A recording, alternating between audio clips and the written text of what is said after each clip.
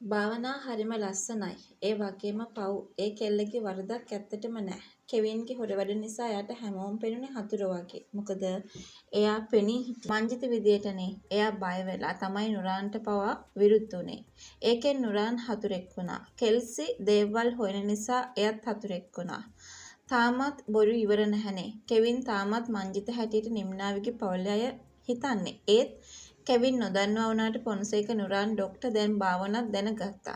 එයාගේ දෙබිඩි රඟපෑම ගැන සහ නිම්නාවේ දන්නේ නැහැ කියන එකත් එයා දැනගත්තා. ජීවිතේ දුකක් කලකිරීමක් එයාට දැනුනේ. ඉතින් භාවනා අනිවාර්යෙන්ම සමාවත් අරගෙන ගියාට කෙල්සිට මේ සියලු විස්තර කියනවා වෙන්නත් පුළුවන්කම තියෙනවා. ඒ වගේම කෙවින් වයි නිම්නාවි වයි ඈඩ් කරන්න එපා කියන කතාව ගැන උනත් අනිවාර්යයෙන්ම කතා කරන්න ඉඩකඩක් තියෙනවා කියන ඒ කතාව ගැන තමයි අද අපි මේ වෙලාවේදී ඔයාව දැනුවත් කරන්නට සූදානමක් තියාගෙන ඉන්නේ. ඉතින් මම මෙන්න මේ විශ්වාසය තව විදියකින් තහවුරු කරගන්න බලාපොරොත්තුවක් තියාගෙන ඉන්නවා. ඒක අපිට මෙන්න මේ වගේ කාරණාවකට යන්න පුළුවන් වෙනවා කියන කතාව තමයි අද අපි හැමෝම මතක් කරගන්නට සූදානමකුත් තියාගෙන හිටියේ. ඒක අපි හැමෝටම විශ්වාස කරගන්නටත් පුළුවන් වෙන දෙයක් විදියට තමයි මම මේ වෙලාවේ ඔයාව මතක් කරන්නට සූදානමකුත් ඇති කරගන්නේ. ඔයා දන්නවනේ ඒ තමයි භාවනා කෙල්සිට නොකියන දෙයක් නැහැ. අනිවාර්යෙන්ම මේ කෙවින් කරගෙන යන වැඩේ කියන්න ඉඩකඩක් තිබෙනවා. විශේෂයෙන්ම ඒක හරි වැරදි වැඩක්.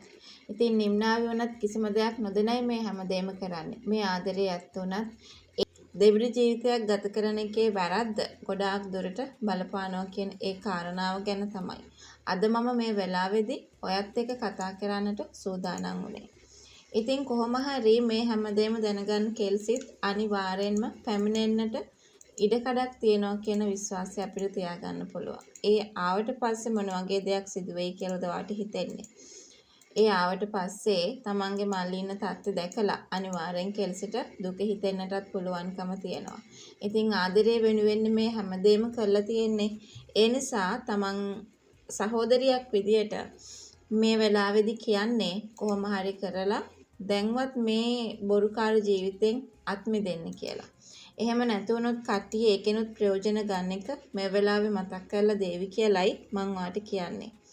ඇත්තටම මේ බොරු නොකර හිටියනම් මේ ප්‍රශ්නේ කිසිම දෙයක් වෙන්නේ නැහැ.